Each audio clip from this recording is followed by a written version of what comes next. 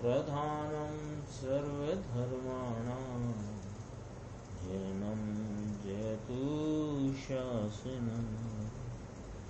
मैं नमो तीर्थनायक को, नमो ओंकारवाणी को, नमो उन कुंद प्रभु को जिन्होंने ओंकार धारण की। अहो उपकार जिनवर का, कुंद का दिव्य वाणी का, जिन कुंद ध्वनि दाता उनका हान स्वामी का। नमः समय साराय स्वानुभूत्या चकासते, चित् स्वभावाय भावाय सर्वभावांतर। श्री समय सार जी परमागम ग्रंथ है। इसके परिशिष्ट में आचार्य अमृत चंद्र भगवान द्वारा वर्णित 47 शक्तियों की अपनी स्वाध्याय चल रही है। इन 47 शक्तियों पर गुरुदेव श्री के जो व्याख्यान हुए, उनमें आत्म प्रसिद्धि नामक पुस्तक में जो व्याख्यान प्रकाशित हुए हैं, उनके आधार से अपनी इन शक्तियों के और गुरुदेव श्री के व्याख्यान की स्वाध्याय चलती है। पेज नंबर 342 है। एकत्व शक्ति और अनेकत्व शक्ति, 31वीं और 32वीं शक्ति। 31वीं एकत्व शक्ति और 32वीं अनेकत्व शक्ति, ये अपनी चर्चा चलती है। देखो, ये ऊपर के 2 पैराग्राफ छोड़ के कि यहाँ 32वीं शक्ति में बतलाना तो है अनेकता। अनेकत्व शक्ति नाम है ना कि आत्मा अनेक पर्याय में, अनेक पर्याय जो कि आत्मा का व्याप्य है, जो कि आत्मा जिनमें पसरा है, यानी आत्मा के वे पसार हैं, वे व्याप्य हैं। उन व्यापमय रूप, उन व्याप्य रूप होना, ये अनेकत्व शक्ति है। तो 32वीं शक्ति में बतलाना तो है अनेकता, किंतु उसके साथ यह कह करके कि एक द्रव्य से व्याप्त द्रव्य दृष्टि भी साथ ही रखी है। न आचार्य भगवान की शैली देखी जाए, अपने कल भी चर्चा हुई थी इसकी, तो क्या किया है कि अनेक पर्यायें, अनेक गुण, अनंत गुण, उनकी पर्यायें अथवा 3 काल की पर्यायें, वे अनेक पर्यायें वो व्याप्य हैं, यानी वह आत्मा उनमें व्यापक होता है। तो वे उस आत्मा की वे पर्याय व्याप्य हैं और उन पर्यायमय आत्मा है, ऐसा कहकर अनेकता बतलाई। लेकिन अनेकता रूप इन पर्यायों में व्याप्त होने वाला इन व्याप्य में व्याप्त होने वाला, पसरने वाला एक द्रव्य ही है, ऐसा कहकर द्रव्य दृष्टि भी साथ ही रखी है। ये कोई अद्भुत शैली है। यानी पर्याय की अनेक रूपता को बताकर उन पर्यायमयता, यानी यह आत्मा अनेकत्व भाव को प्राप्त होता है, ऐसे अनेकत्व रूप होने पर भी कौन है वह के एक द्रव्यमयता है। आचार्य देव की शैली अत्यंत गंभीरता पूर्ण अद्भुत है। अनेक पर्याय होने पर भी द्रव्य की एकता का अवलंबन कभी नहीं छूटता, इसलिए निरंतर निर्मल पर्याय ही होती हैं। इस प्रकार साधक की भूमिका से यह बात कही है। ये चर्चा एकत्व शक्ति अनेकत्व शक्ति की, जो सभी शक्तियों की चर्चा साधक की भूमिका से, यानी यहाँ निर्मल पर्याय वही आत्मा के व्याप्य हैं। उन अनेक निर्मल पर्यायों में आत्मा व्याप्त होता है और वह एकत्व को नहीं छोड़ता। यह उसकी एक रूपता का भाव एकत्व और अनेक पर्यायों में पसरता है, ये अनेकत्व। साधक की श्रद्धा एक स्वय द्रव्य की ओर ढली है और उसका ज्ञान एक स्वय द्रव्य की ओर ढला है और उसकी एकाग्रता भी एक स्वय द्रव्य की ओर ही है। इस प्रकार एक स्वय द्रव्य का अवलंबन लेकर ही, यानी निज शुद्ध आत्म स्वभाव का अवलंबन लेकर ही साधक दशा वर्त रही है। उसी के अवलंबन से शुद्धता बढ़ते बढ़ते पूर्ण शुद्धता रूप सिद्ध दशा हो जाएगी। इस पैराग्राफ में 32वीं शक्ति की अनेकत्व भाव को बतलाते हुए गुरुदेव श्री कहते हैं कि देखो आचार्यों की अद्भुत गंभीर शैली के अनेक पर्यायों में जो कि इस द्रव्य के व्याप्य हैं, उनमें यह द्रव्य व्याप्त होता है पर एक रूपता को नहीं छोड़ता। ऐसा जो एक रूपता का भाव है वही श्रद्धा का विषय है, वही ज्ञान उपयोग का विषय है और वही लीनता का एकाग्रता का विषय है। इस प्रकार उस एक स्वय द्रव्य का अवलंबन लेकर शुद्धता बढ़ते बढ़ते पूर्ण शुद्धता रूप सिद्ध दशा हो जाएगी। मेरी समस्त पर्याय मेरे एक द्रव्य से ही व्याप्त हैं, ऐसा निर्णय करने वाले ने किसकी ओर देखकर यह निर्णय किया। ये जो दो शब्द इसमें चल रहे हैं, व्याप्य और व्याप्त। तो व्याप्य का अर्थ एक दिन गुरुदेव श्री ने किया था, शायद 2 दिन पहले की चर्चा है। व्याप्य माने रहने योग्य और व्याप्त माने रहने वाला। तो पर्याय कौन है कि रहने योग्य भाव है द्रव्य के, और द्रव्य कौन है कि वो रहने वाला है। कहाँ रहता है? अपनी पर्यायों में। तो वह अपनी पर्यायों में रहता है और वे पर्याय और रहने योग्य हैं। तो वे मेरी समस्त पर्याय जो मुझे रहने योग्य हैं, वे मेरे इस एक द्रव्य से ही व्याप्त हैं। इसमें अन्य कोई भी आता नहीं और जाता नहीं। ये देखना है। देखो, मेरी समस्त पर्याय मेरे एक द्रव्य से ही व्याप्त हैं, ऐसा निर्णय करने वाले ने किसकी ओर देख करके यह निर्णय किया है। ये वाला लॉजिक है। देखिए, ये निर्णय किया हमने आपने ये निर्णय किया कि यह जो मेरी समस्त पर्याय यानी एक एक समय वर्ती होते हुए विविध रूपता के जो भाव हैं, अनेक रूप जो भाव हैं, अनंत गुणों के अनंत प्रकार के भाव हैं, ऐसे अनेक पर्यायों में कौन व्याप्त है, कौन पसरा है कि यह मैं एक एकत्व स्वरूप रहने वाला जो द्रव्य है वो ही इन अनेक भावों में पसरा है। यदि ऐसा निर्णय किया है तो आपने क्या निमित्त पर की ओर देखकर ये निर्णय किया, अथवा उत्पन्न होते हुए रागादि मलिन विकार भाव को देखकर ये निर्णय किया, अथवा के मात्र पर्याय को देखकर ये निर्णय किया। ये क्या गजब की बात है कि बातें कहाँ से उठी, बात कहाँ से उठी कि यह जो ज्ञान दर्शन सुख चारित्र वीर्य आदि की जो प्रकट अवस्थाएं हैं, वर्तमान लो अभी, तो ये जो प्रकट अवस्थाएं हैं ज्ञान दर्शन की, आनंद सुख गुण की, भले विभाव रूप है, तो वो जो पर्याय हैं उन पर्यायों में कौन पसरा है कि मैं स्वयं एक रूप रहने वाला पसरा।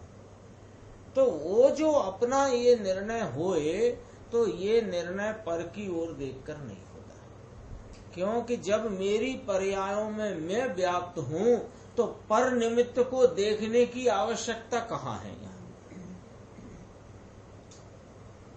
कोई विचार में लो, जहां पसरा हूं मैं मेरे घर में हूं, तो मैं मेरे घर में हूं तो दूसरे के घर की तरफ देखने की आवश्यकता क्या है? नहीं है ना। तो एक तो ये निर्णय जब होता है कि मेरी अनेक प्रकार की पर्यायों में मैं स्वयं ही एक द्रव्य रूपता से पसरता हूँ, व्याप्त हूँ। इस निर्णय में क्या पर की तरफ देखकर निर्णय होगा कि नहीं होगा? तो क्या विकार की तरफ देखकर निर्णय होगा कि नहीं होगा? क्योंकि विकार तो एक समय का उत्पन्न होता हुआ मेरी चैतन्य जाति से विपरीत जाति का परिणाम। और तीसरी बात, क्या मात्र पर्याय की ओर देखकर निर्णय किया? ये बारीक है बात है। देखो, मेरी ज्ञान दर्शन सुख आदि जो भी दशाएं हैं, उन दशाओं में मैं एक द्रव्य रूपता से व्याप्त हूँ, ये बात एक द्रव्य रूपता को देखकर नक्की होती, पर्यायों को देखकर नहीं। क्योंकि पर्यायों में व्याप्त कौन है? द्रव्य। तो द्रव्य की ओर देखकर मैं व्याप्त हूँ, ऐसा निर्णय होगा ना। अपनी अनेक रूपता का निर्णय भी अपनी एक रूपता को देखे बिना नहीं। ये कहना चाहते हैं इस 2-3-4 लाइन में। पर्याय में देखेगा तो भी देखेगा ना, किसकी पर्याय है? द्रव्य की ओर ही तो किसकी? ये पर्याय में पसरा कौन है? पर्याय में कोई पर पसर गया आके? नहीं। तो ये राग विकार पसर गया पर्याय में कि नहीं? तो फिर पर्याय में पसरा कौन है? कि पर्याय उपजी हुई पर्याय में द्रव्य पसरता है। तो उसने अनेक रूप पर्यायों में भी निर्णय किसका रखा? द्रव्य का। और दृष्टि किसकी रखी? द्रव्य की। तो ये गुरुदेव का था 3 सूत्री कार्यक्रम। गुरुदेव का भेद ज्ञान का 3 सूत्री कार्यक्रम है। कोई भी निमित्त से नहीं, कोई पण राग से नहीं, और एक समय की भी पर्याय से भी यह आत्मा सदैव अत्यंत भिन्न निराला है। गुरुदेव का आता हमेशा आता है, निमित्त से, राग से, एक समय की पर्याय से भी भिन्न। तो उसमें सब आ जाते हैं, सारे व्यवहार निकाल दिए। निमित्त में से असद्भुत व्यवहार निकाल दिए, राग में से भी असद्भुत व्यवहार निकाल दिए, और गुण भेद आदि के व्यवहार भी सद्भुत वाले वे भी निकाल दिए। तो कोई निमित्त से, विकार से या पर्याय की ओर देखकर ये निर्णय किया है कि नहीं, देखो लिखा क्या है, नहीं, उनकी ओर देखने से यह निर्णय नहीं हो सकता। निमित्तों की ओर देखने से, राग आदि शुभ राग तत्व विचार के राग की ओर देखने से भी, और पर्यायों की हलचल देखने से भी यह निर्णय नहीं हो सकता कि इन अनेक प्रकार की समस्त पर्यायों में मैं व्याप्त हूं। अपनी उन पर्यायों में व्याप्ति पने का निर्णय भी उस एकत्व भाव को देखने, समझने और निर्णय करने से ही होता है। देखो लिखा है, गुरुदेव श्री बोलते हैं, उनकी ओर देखने से यह निर्णय नहीं हो सकता, किंतु पर्याय को शुद्ध एक रूप द्रव्य की ओर उन्मुख करके निर्णय किया है कि अहो, मेरी पर्यायों में तो ऐसा आत्म द्रव्य ही व्याप्त है। कैसा? एकत्व स्वरूप है ना। जो अपना कलश आया ना, 7वां है कि 8वां कलश? 7वां कलश। हाँ, नव तत्व गतत्वे अपि यद एकत्वम न मुंचति। हाँ, 7वां या 8वां है, जो भी है, नंबर की कोई बात नहीं, यही है ना। नव तत्व गतत्वे अपि यद एकत्वम न मुंचति। मेरी पर्यायों में तो ऐसा आत्मद्रव्य व्याप्त है कि एकत्वम न मुंचति। हाँ, शुद्ध नय की व्याख्या है ना 14वीं गाथा के पहले। शुद्ध नय की व्याख्या में वो एकत्वम न मुंचति 13वीं गाथा के पहले आया। ये मेरी पर्यायों में तो ऐसा आत्मद्रव्य ही व्याप्त है। अरे, पर में व्याप्त होए या कि विकार में व्याप्त होए, ऐसा मेरे आत्मद्रव्य का स्वरूप ही नहीं है। क्यों नहीं है? कि मेरा चैतन्य मुझ में परिणमता है और मैं उसमें पसरता हूं। अन्य द्रव्य में मेरा चेतन भाव जाता नहीं, अन्य द्रव्य मेरे चेतन में आता नहीं, परिणति में उपजते राग में चेतन का स्पर्श नहीं, और मेरे वर्तते चेतन में राग का स्पर्श नहीं। किंतु निर्मल पर्यायों में व्याप्त हुए ऐसा ही मेरे आत्म द्रव्य का सच्चा स्वरूप है। यहाँ इस प्रकार से निर्णय कराते हैं कि वर्तमान पर्याय में भले यद्यपि की रागादि विकार की अवस्था है, लेकिन वह अवस्था में वह अवस्था व्याप्त है, मैं व्याप्त नहीं। मैं तो व्याप्त हूँ तो अपनी निर्मल ज्ञान दर्शन सुख आनंद चारित्र शांति की पर्यायों में व्याप्त। मैं तो निर्मल पर्यायों में पसरता हूँ, ऐसा मेरा व्यापक पने का स्वरूप है। और राग कौन में पसरता है? कि देखो भैया, राग में राग पसरता है, राग में आत्मा नहीं पसरता, और राग आत्मा में नहीं पसरता। ये निर्णय कराते हैं। ये भेद ज्ञान के लिए निर्णय की बात है। मेरा आत्मा पर में और राग में विद्यमान नहीं है, तो कहाँ है साहब आत्मा? अभी वर्तमान में अपन विचार करते हैं तो अपना द्रव्य तो द्रव्य स्वरूप रहा है अनादि से, और वर्तमान पर्याय में राग खड़ा हुआ है। पीछे निकल गया उसकी भी भूल जाओ, आगे आएगा उसको भी भूल जाओ। वर्तमान पर्याय में राग खड़ा है, और अपना द्रव्य जो कभी एकत्व को छोड़ता नहीं, ऐसा त्रैकालिक स्वरूप वह भी पड़ा हुआ है। लेकिन वह पर्याय में आप कहते हो राग है,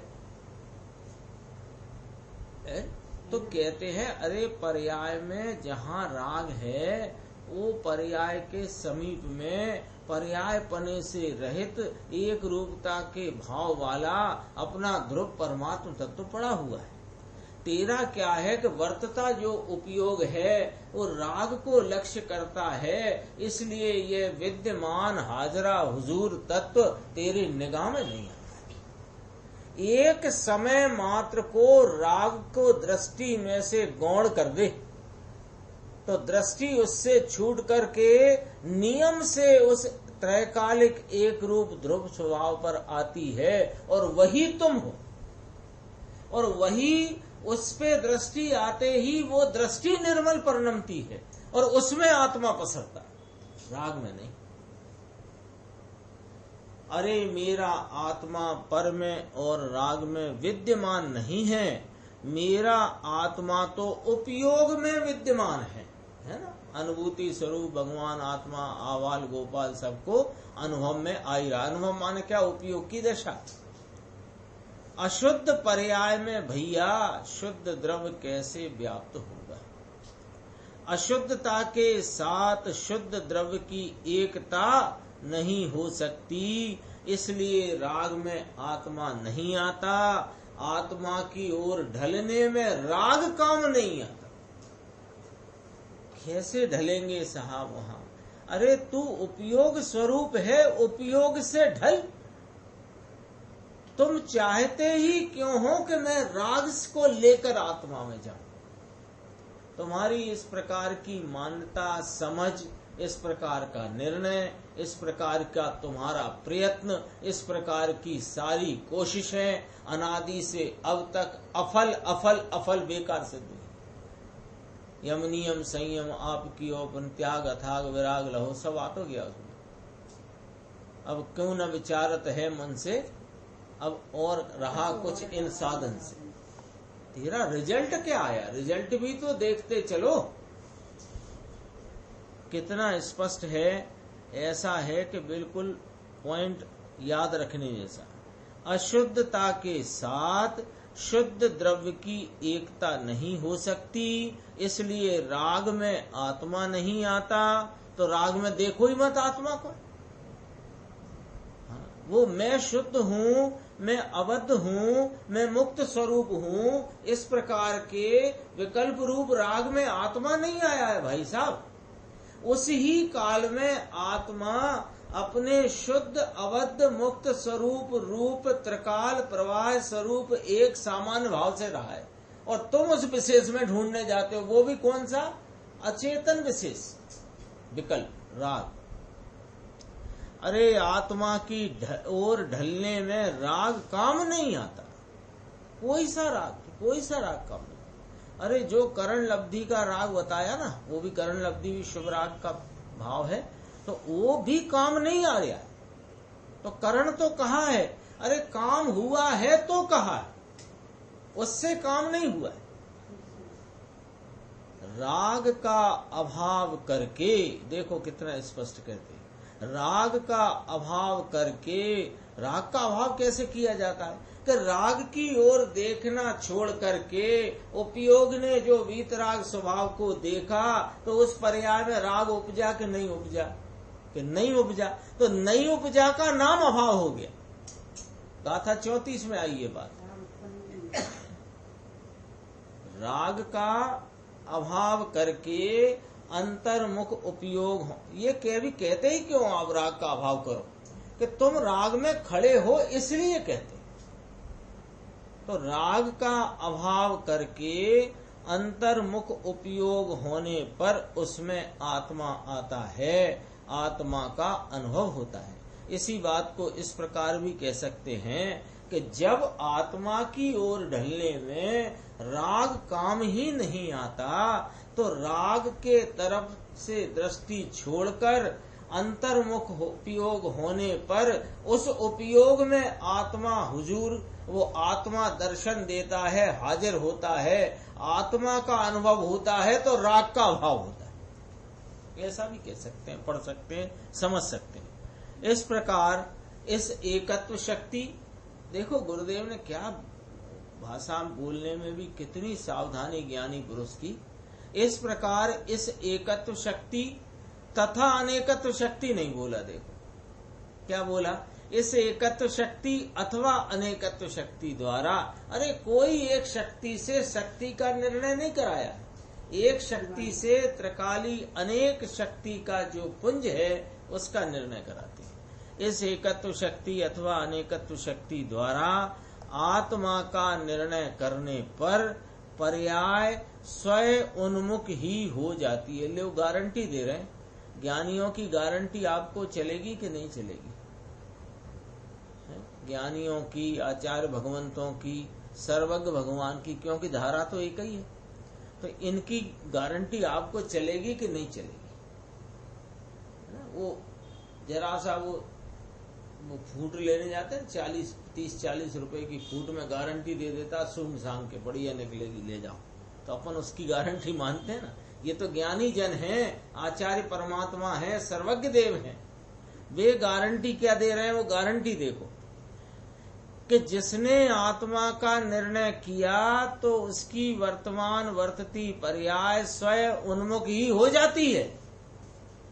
तो पर्याय को अंदर ढालने के लिए क्या करना? निर्णय करो प्रभु, और क्या करना कि निर्णय होने के उपरांत पर्याय स्वतः ही निर्णीत विषय जो अपना एकत्व शक्ति स्वरूप, एकत्व भाव रूप जो ध्रुव परमात्मा है, उसकी तरफ अपने आप ढलता है। देखो पर्याय स्वयं उन्मुखी हो जाती है और शक्तियों का शुद्ध परिणमन होकर एक आत्मा अपनी अनेक निर्मल पर्यायों में व्याप्त होता है। इस लाइन में एकत्व अनेकत्व दोनों बता दिए। एक आत्मा अपनी अनेक निर्मल पर्यायों में व्याप्त होता है।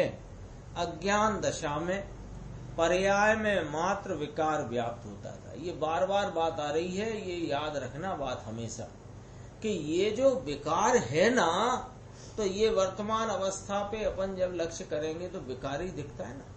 क्या दिख रहा है अभी? विकार, कषाय की मंदता, तीव्रता का भाव, उसी का वेदन, उसका वेदन दिख रहा है, और आकुलता है, उसका दुख का वेदन है। तो वो ही आपके जानने में, हमारे जानने में आ रहा है। तो वो जो अज्ञान दशा में जो पर्याय में विकार चल रहा है, वो विकार कहाँ व्याप्त है और विकार में कौन व्याप्त है? कि विकार विकार में व्याप्त है, वो उस पर्याय में मात्र विकार व्याप्त होता है, आत्मा में नहीं। आत्मा तो अपनी निर्मल पर्यायों में व्याप्त। ये पॉइंट पकड़ के चलना है। हाँ, ये विश्वास, ये बात का विश्वास यदि होए तो कैसे होगा? अपने चिंतन मंथन से इस विषय को बराबर खिलना चाहिए अंदर, और ये इतनी महत्वपूर्ण बात है एकत्व अनेकत्व शक्ति में कि वर्तमान पर्याय में देखो, पर्याय और द्रव्य दो की चर्चा आई कि नहीं आई इसमें, कि अनेक पर्यायों में एक द्रव्य व्याप्त होता है, वे पर्याय उसका व्याप्य है। उन पर्यायों की तरफ से देखो तो अनेकत्व शक्ति स्वरूप आत्मा एक द्रव्य रूप है, और एकत्व की ओर से देखो कि अनेक पर्यायों में यह एक द्रव्य ही व्याप्त होता है। तो इस एकत्व स्वरूप द्रव्य दृष्टि से देखने पर वहाँ अनेक पर्याय भी हैं, ये भी बात आ गई। इतना सब विषय जब पूरा खोल दिया, आपके सामने पूरा नक्शा रख दिया, अब बस एक पॉइंट इसमें और पकड़ना है कि वर्तमान पर्याय में यद्यपि विकार है, लेकिन विकार पर्याय मात्र में व्याप्त है। यह मैं द्रव्य आत्मा परमात्म स्वरूप, इसका वर्तते हुए राग से व्यापक भाव का भी संबंध नहीं है। तो मेरा व्यापकपना कहाँ है फिर, कि मैं तो मेरी निर्मल पर्यायों में पसरने वाला व्याप्त होने वाला तत्व हूँ। ये विकार आदि तो पर्याय मात्र में व्यापक हैं, और राग में राग व्यापक होता है, मैं नहीं, मुझ में राग आता नहीं, मैं राग में जाता नहीं। इस एकत्व अनेकत्व शक्ति में से निकली इतनी बात। देख लो अंतिम 3 लाइन। अज्ञान दशा में, अज्ञान दशा माने अभी अपनी वर्तमान अवस्था में पर्याय में मात्र विकार व्याप्त होता था, तो वह अशुद्ध परिणमन था। और अब क्या हुआ कि अज्ञान दशा चली गई, तो स्वयं आश्रय से शुद्ध परिणमन होने से पर्याय से संपूर्ण उस शुद्ध परिणमन रूप परिणाम पर्याय दशा हालत में संपूर्ण भगवान आत्मा स्वयं व्याप्त हुआ। ऐसे अनेकांत मूर्ति आत्मा की पहचान का फल है। बहुत गंभीर था ये एकत्व अनेकत्व शक्ति का वर्णन।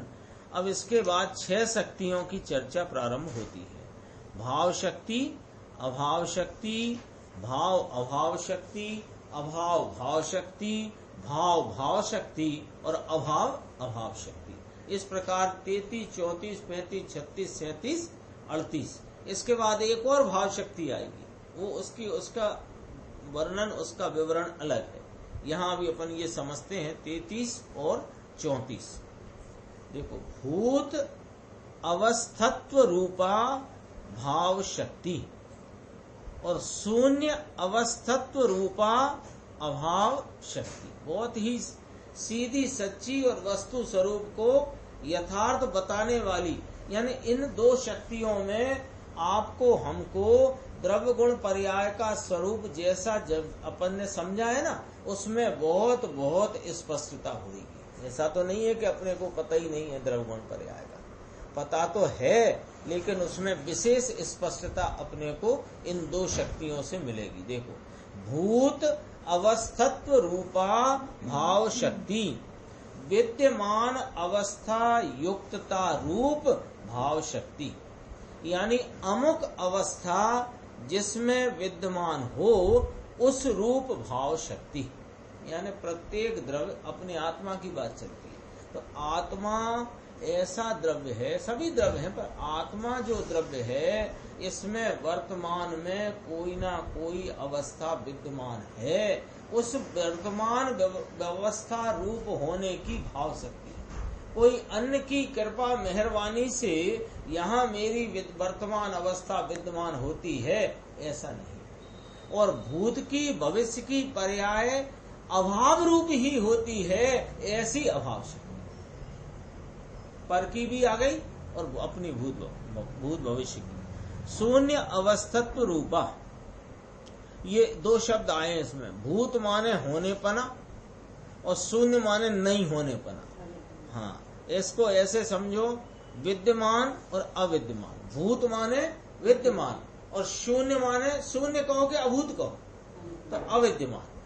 शून्य माने अविद्यमान, अवस्था युक्तता रूप अभाव शक्ति।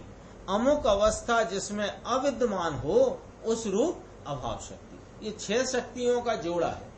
भाव शक्ति अभाव शक्ति 2 हुई, फिर भाव अभाव शक्ति, अभाव भाव शक्ति, 2 हुई, 4 हुई, फिर 2 और भाव भाव शक्ति और अभाव अभाव शक्ति। चर्चा चलेगी बहुत गंभीर, और द्रव्य गुण पर्याय को बहुत अच्छी तरह इसमें स्पष्टीकरण अपना आएगा। ये गुरुदेव के व्याख्यान का एक बिंदु इसमें दिया है, पहले ये पढ़ते हैं फिर आगे अपन चलेंगे।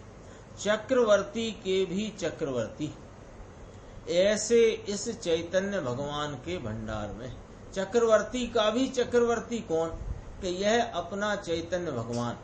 इस चैतन्य भगवान के भंडार में सम्यक दर्शन, मुनि दशा, केवल ज्ञान, सिद्ध दशा आदि निर्मल रत्नों की माला गुथी पड़ी है। भंडार खोलकर उसे बाहर निकालने की रीति यहाँ आचार्य भगवान ने बतलाई है कि अरे जीव, अंतर्मुख होकर एक बार अपने चैतन्य भंडार को खोल। तेरी चैतन्य शक्ति ऐसी है कि उसे खोलने पर उसमें से निर्मल पर्याय निकलेंगी, विकार नहीं निकलेगा। तो उस भंडार को खोलने की बात यहाँ कही गई। यहाँ से शक्तियों का प्रकरण शुरू होता है, अपनी भाव शक्ति अभाव शक्ति। ज्ञान स्वरूप आत्मा अनंत शक्ति वाला है, उसका ये वर्णन चल रहा है। उसमें जीवत्व शक्ति से प्रारंभ करके अनेकत्व शक्ति तक की 32 शक्तियों का वर्णन हो चुका है। कभी ऐसा विकल्प मुझे आ रहा था 2-4 बार कि अब तक जितनी हो गई उनके एकाध बार अपन नाम ही रिवीजन करके और उनका स्वरूप संक्षेप में ख्याल में आ जाए, जिससे अपन ऐसा नहीं हो कि आगे आगे चलते जा रहे हैं तो पीछे का ख्याल ही न रह सके। तो संडे को अपन कोशिश करेंगे कि वो 10-5 मिनट में वो पुराना रिवीजन भी करें। तो यहाँ 32 शक्तियों का वर्णन कहा गुरुदेव ने, तो याद आ गई बात। अभी देखिए, अब भाव और अभाव आदि संयुक्त रूप से 6 शक्तियों का वर्णन यहाँ पर करते हैं। 33-34 नंबर पे करेंगे भाव शक्ति और अभाव शक्ति। 35 और 36वें क्रमांक पर है भाव अभाव शक्ति और 36वीं अभाव भाव शक्ति। और 37-38 तो भाव भाव शक्ति 37वीं और अभाव अभाव शक्ति 38वीं। उनमें से प्रथम भाव शक्ति तथा अभाव शक्ति का वर्णन चलता है।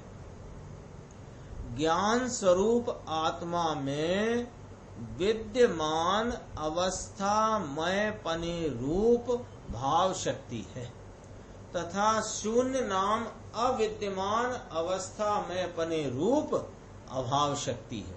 ये बात बताते हैं। देखो, आत्मा त्रकाल स्थायी वस्तु है। पहले में पहला पॉइंट, आत्मा कौन है कि अनादि अनंत त्रकाल रहने वाला वो एक द्रव्य है। द्रव्य है ना, तो कैसा द्रव्य है कि त्रकाल स्थायी द्रव्य है, वस्तु है जो अनादि अनंत अनुत्पन्न अविनष्ट त्रकाल रहने वाली चीज है। अब ये त्रकाल में रही है तो कैसी रही है कि कोई ना कोई वर्तमान अवस्था से रही। बता दो कैसे रही? अवस्था बना रही है। देखो, अवस्था त्रिकाल नहीं रही है, लेकिन अवस्थाओं में वस्तु त्रिकाल रही है। तो वस्तु जो अवस्थाओं में त्रिकाल रही है वो अवस्था कोई ना कोई विद्यमान रही है। तो कोई ना कोई अवस्था वर्तमान वर्तती ही है। अपनी ऐसी ही शक्ति है जिसका नाम भाव शक्ति है कि प्रति समय कोई अवस्था विद्यमान होती ही है। ऐसा होए नहीं कि द्रव्य रह जाए और अवस्था ना हो, ऐसा नहीं होता, होता ही नहीं। और अवस्था होए और अवस्थावान ना होए, ऐसा नहीं होता। तो अवस्थावान तो पहले निर्णय किया ही अपन ने कि अनादि अनंत अनुत्पन्न अविनष्ट ऐसा त्रिकाल स्वरूप भगवान आत्मा है। इस आत्मा की कोई ना कोई वर्तमान अवस्था होती ही है। ये कौन बता रहा है? भाव शक्ति। ठीक है। तो अब क्या निकल के आई थी बात कि प्रति समय कोई अवस्था विद्यमान होती ही है, इसलिए दूसरे के कारण अवस्था होती है, यह बात नहीं रहती। और वर्तमान में जो अवस्था विद्यमान रूप से वर्तती हो, उसके अतिरिक्त अन्य सर्व अवस्थाएं कैसी हैं? अविद्यमान रूप हैं। ऐसी अभाव शक्ति भूतकाल की अनंत पर्यायों में कोई पर्याय और भविष्य की अनंत पर्यायों में कोई पर्याय विद्यमान हो जाए ऐसा नहीं, और वर्तमान पर्याय अविद्यमान हो जाए ऐसा नहीं। यदि वर्तमान अवस्था विद्यमान न हो तो वस्तु ही न हो, और यदि पूर्व और पश्चात की यानी भूत और भविष्य की अवस्थाओं का वर्तमान में यदि अभाव न हो तो फिर पूर्व का अज्ञान कभी ज्ञान दशा में भी दूर नहीं हो। फिर कैसे होगा? पूर्व में अज्ञान, पूर्व की दशा का अज्ञान, यदि उसका वर्तमान सम्यक ज्ञान काल में अभाव नहीं है तो फिर सम्यक ज्ञान कैसे होगा? अंधेरा भूत में था, सूर्य का उदय हुआ तो प्रकाश हुआ। अभी विद्यमान कौन है? प्रकाश। अब प्रकाश की भी विद्यमानता रहे और अंधकार की भी विद्यमानता रहे, ऐसा हो नहीं सकता। तो पूर्व की और पश्चात की पर्यायों की अविद्यमानता यानी उनके होने का वर्तमान में अभाव न मानोगे तो फिर पूर्व के भावों का अभाव कैसे और वर्तमान पर्यायों का भाव कैसे सिद्ध होगा? तथा साधक पने में ही फिर भविष्य की केवल ज्ञान दशा हो जाएगी। अभी तो साधक पना है, सम्यक ज्ञान उदित हुआ है, तो सम्यक ज्ञान में भविष्य की पर्याय का ही यहाँ भाव मान लो तो केवल ज्ञान है या? तो फिर ऐसा मानना पड़ेगा कि अभी केवल ज्ञान है, अभी अज्ञान है, अभी ही सम्यक ज्ञान। भूत भविष्य वर्तमान को तीन पर्यायों में फैला दिया अपन ने। मिथ्यात्व रूप अज्ञान, मिथ्या ज्ञान, सम्यक ज्ञान और केवल ज्ञान, तीन दशाओं में फैल गया कि नहीं? भूत वर्तमान भविष्य, कोई समस्या तो नहीं। अब वर्तमान का सम्यक ज्ञान भाव रूप है, उसी में मिथ्या ज्ञान भी भाव रूप मान लो और केवल ज्ञान भी भाव रूप मान लो, तो ये क्या है? ये कोई व्यवस्था है? कैसे सिद्ध हो जाए? यानी साधक ही भगवान है और साधक ही बाधक है, ये हुआ ना सिद्ध। बाधक माने संसार, तो वही तो बात बताना है ना, वही तो भाव शक्ति अभाव शक्ति से सिद्ध करना है। ये तो अपने को पता है कि एक समय में एक ही परिणाम होता है, लेकिन उसकी सिद्धि किस प्रकार है, उसके न्याय किस प्रकार है? देखो, यदि पूर्व का अज्ञान वर्तमान सम्यक ज्ञान में भी दूर नहीं मान सकोगे फिर, और साधक पने में ही केवल ज्ञान मानने लग जाओगे माने मानना पड़ेगा, और ऐसा है नहीं। किंतु ऐसा नहीं है। अब देखना जरा, थोड़ी गंभीर है बात।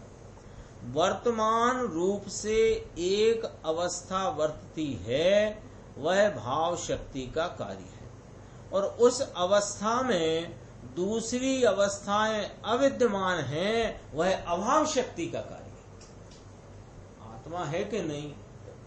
आत्मा में वर्तमान में एक अवस्था वर्तती है, ये भाव शक्ति का कार्य, और अन्य सब दूसरी अवस्थाएं अविद्यमान है, ये अभाव शक्ति का कार्य। देखो, इसमें पर्याय बुद्धि उड़ जाती है। पर्याय बुद्धि कैसे उड़ गई इसमें? देखो, ऐसे उड़ गई कि प्रत्येक पर्याय में संपूर्ण द्रव्य साथ ही साथ वर्तता है।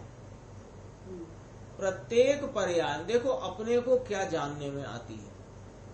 पर्याय। क्योंकि पर्याय व्यक्त भाव, वो वस्तु जो है त्रैकालिक, जो रहने वाली अनादि अनंत, वो वस्तु तो अव्यक्त रूप है और पर्याय व्यक्त रूप है।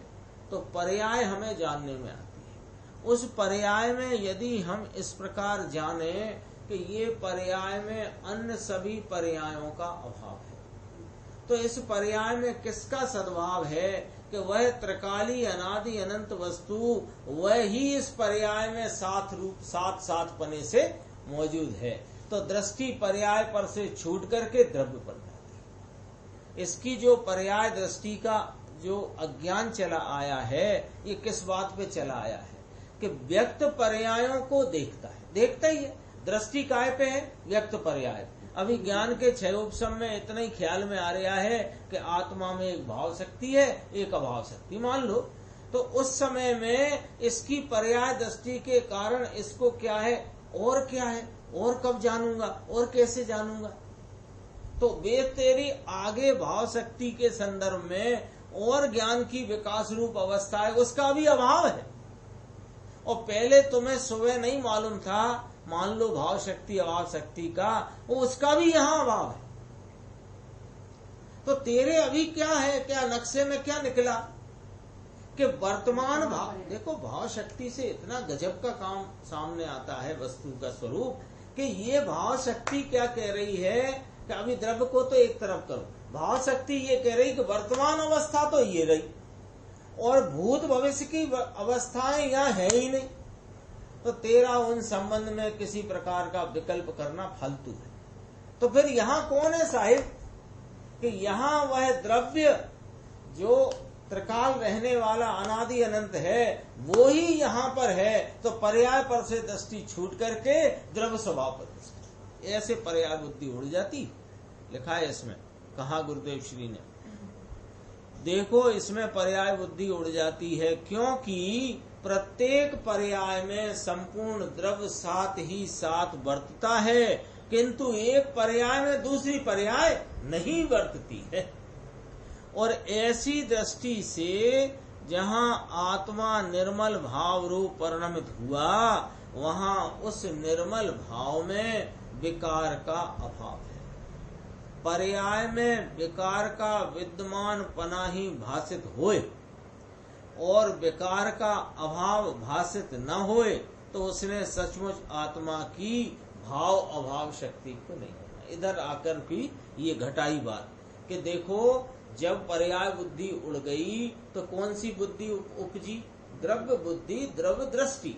और द्रव्य दृष्टि होते ही क्या हुआ कि पर्याय में जो पूर्व पर्याय में विकार था वो अभाव हुआ और वर्तमान भाव में निर्विकारता का भाव हुआ, है ना। तो मेरी निर्मल पर्याय में विकार का अभाव है ऐसा जानकर, तो एक जिसको ऐसा लगता हो, ऐसा तो है लेकिन उसको मान लो ऐसा ही लगता हो कि विकार का ही तो विद्यपना। अभी अपने को बहुत आता है ना ऐसा विचार, अभी तो साफ राग आदि की दशा बहुत तीव्र वाली चल रही है, या अभी तो मिथ्यात्व ही चल रहा है, अभी तो मिथ्यात्व ही चल रहा है। तो वे कहते हैं कि ये मिथ्यात्व रूपी विकार का तुझे अपने स्वरूप में अभाव भाषित नहीं होता, तो तू अभी भाव अभाव शक्ति कोई नहीं जानता। आत्मा है किंतु उसकी कोई पर्याय नहीं है ऐसा माने, वो भी मिथ्या दृष्टि। और पर के कारण पर्याय का होना माने तो वो भी मिथ्या दृष्टि। या पर्याय में आत्मा दिखलाई नहीं देता ऐसा माने तो उस जीव ने सचमुच भाव शक्ति वाले आत्मा को नहीं जाना। बहुत गंभीर है ये, 2.25 लाइन 2.5 लाइन। आत्मा तो है, अभी देखना अज्ञानी की कल्पनाओं के सिलसिले क्या है वो बताते हैं। आत्मा तो है साहब, लेकिन उसकी कोई पर्याय नहीं है। एक ऐसे भी है, आत्मा तो ध्रुव स्वरूप है, वो तो अपरिणामी है, वो तो कूटस्थ है, वो तो पर्याय पर्याय क्या होती है? ये विकार है पर्याय में। अरे विकार को छोड़ने के चक्कर में पर्याय को छोड़ बैठा। पर्याय को पर्याय रूप से जानना, विकार को विकार रूप से जानना, और पर्याय से रहे दृष्टि का विषय है उसे उस रूप जानना। लेकिन एक ही खाते में पर्याय और विकार सबको गायब करेगा तो नहीं चलेगा। तो कोई कहे कि आत्मा तो है लेकिन उसकी काय की पर्याय, तो पर्याय ना माने तो कौन? मिथ्या दृष्टि, भाव शक्ति को नहीं मानने वाला, नहीं जानने वाला। दूसरा पॉइंट, पर के कारण मेरी पर्याय हो रही है ऐसा जो माने वह भी मिथ्या दृष्टि। और तीसरी बात गंभीर, पर्याय में आत्मा दिखाई नहीं देता ऐसा माने, अरे तो ऐसा ही तो मानना है साहब, हमको तो यही समझ में आया कि पर्याय में थोड़ी आत्मा दिखता है। क्यों कि पर्याय तो एक समय में बदल जाती है। अरे बदलती थी है, किसने मना किया नहीं बदल, लेकिन भैया पर्याय में ही आत्मा दिखता है और पर्याय ही देखती है। आत्मा देखने के काम को नहीं करता, आत्मा देखने जानने स्वरूप है। और आत्मा द्रव्य जो एक रूप सामान्य भाव है वो देखने जानने का काम नहीं करता, वो देखने जानने स्वरूप है। काम तो पर्याय करती है और पर्याय में होता है। तो वह आत्मा दिखाई कहाँ देता है कि पर्याय में दिखता है। कैसे कि प्रत्येक आत्मा अपने विद्यमान पर्याय वाला है या विद्यमान पर्याय के संग है, ऐसा भाव शक्ति बताती है। लेकिन करना क्या है कि द्रव्य दृष्टि और पर्याय दृष्टि, इसमें फर्क है ना। पर्याय दृष्टि सो मिथ्या दृष्टि, द्रव्य दृष्टि ते सम्यक दृष्टि। उसका मतलब क्या निकला कि पर्याय में पर्यायपने को न देख करके द्रव्यत्व भाव, द्रव्यपना माने उसकी एक रूपता सामान्य भाव को देखना, ये द्रव्य दृष्टि है। तो द्रव्य दृष्टि स्वयं पर्याय है और द्रव्य दृष्टि पर्याय में ही रहे द्रव्य रूप एकत्व भाव को देखने से। तो कोई माने कि पर्याय में आत्मा दिखलाई नहीं देता, पर्याय को तो पूरे आचार्य भगवान ने, अरे गुरुदेव ने तो गौण किया है, गौण करो पर्याय को गौण करो। अरे पर्याय को कैसा गौण करो कि पर्याय में द्रव्य नहीं है, मतलब पर्याय द्रव्य रूप नहीं है, ऐसा जानकर उसे गौण करो।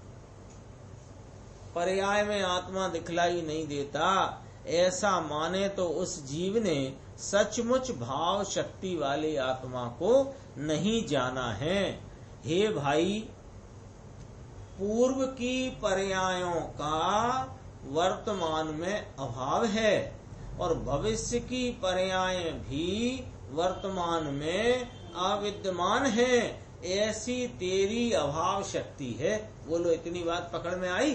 तो कहते हैं इसलिए पूर्व की पर्यायों को न देख और भविष्य की पर्यायों को न देख और वर्तमान पर्याय को वर्तमान वर्तते हुए द्रव्य के साथ युक्त कर दे तो उस पर्याय में निर्मलता का भाव और मलिनता का अभाव। ये ले ये कौन सी कथा सुना दी आपने कि ये तुम्हें सम्यक दर्शन की फिल्म दिखा दी। हाँ, ऐसा होता है कि आप तो साहब हमें जरा करके दिखा दो, डेमो दिखा दो, डेमो। कोई चीज लाए हो, देखो ये ऐसी ऐसी मशीन है, ऐसी चीज है, इसका इस प्रकार कार्य होता है, हमें तो डेमो दिखा दो आप। ऐसे हम फोटो वोटो से नहीं समझ पा रहे, ये डेमो दिखाया है, देखो जरा दोबारा से। पूर्व की पर्यायों का वर्तमान में भाव है कि अभाव है? कि पूर्व की पर्यायों का तो वर्तमान में 100% अभाव है। बोलो मंजूर है? अच्छा, और भविष्य की पर्याय भी वर्तमान में विद्यमान है कि अविद्यमान है? कि अविद्यमान है। तो ये वर्तमान पर्याय में पूर्व की पर्यायें और भविष्य की पर्यायें अविद्यमान हैं, ऐसी तेरे पास एक अभाव शक्ति है। तो फिर इससे क्या फायदा हुआ कि तू पूर्व की पर्याय को न देख और भविष्य की पर्याय को न देख, तो करूं क्या कि वर्तमान पर्याय तेरे भाव रूप है ना, तो वो वर्तमान पर्याय को उसमें जोड़ दे। किसमें जोड़ दे कि वर्तमान वर्तते हुए द्रव्य के साथ युक्त कर दे। ये क्या बात है?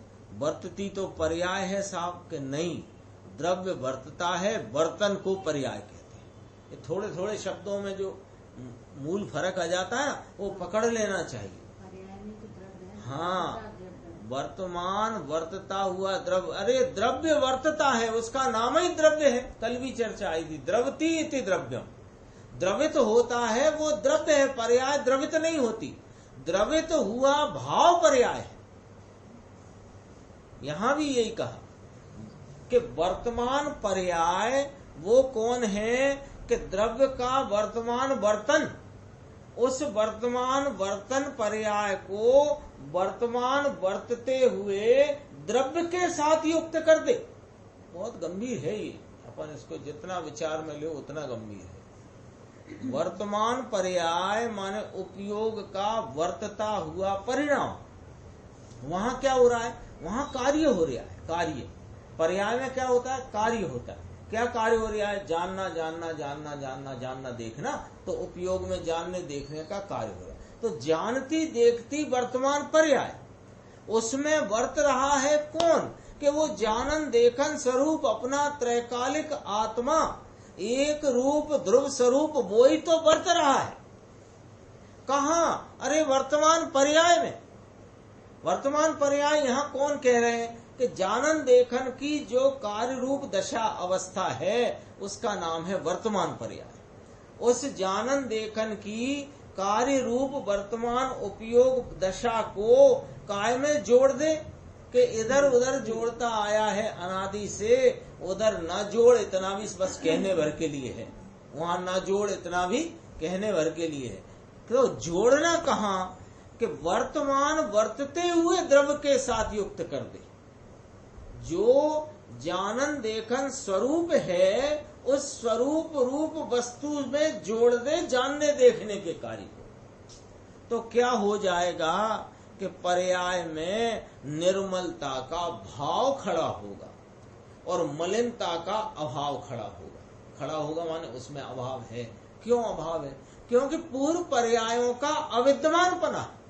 अभाव शक्ति कह रही कि नहीं कह रही? अभाव शक्ति क्या बता रही? कि पूर्व और पश्चात की पर्यायों का अविद्यमानपना है, ऐसी एक अभाव शक्ति आत्मा की। तो जब मलिन परिणाम, वो निर्मल परिणाम का भाव हुआ तो वहां मलिन का क्या हुआ? अभाव है। तो भाव शक्ति के परिणमन में निर्मल दशा का विद्यमानपना लेना, ये शक्तियों की प्रतिपादन की शैली में मुख्य बात है कि शक्ति का कोई परिणमन लिया जाए तो निर्मल लेना, मलिनता का नहीं लेना है। तो देखो भाव शक्ति के परिणमन में क्या लिया? निर्मल दशा का विद्यमान पना लेना। क्योंकि जिसने ऐसी शक्ति वाले आत्मा को लक्ष्य में लिया उसे वर्तमान पर्याय निर्मल रूप से वर्तती है। ये चर्चा अपनी हो गई। इसमें कल की जो अपनी चर्चा आगे की स्वाध्याय में चलेगी वो बहुत ही गंभीर है, अपन उसको आराम से उसकी स्वाध्याय चले। निज निधि निज में बताई, यह अनंत उपकार है, उसके लिए जिन वाणी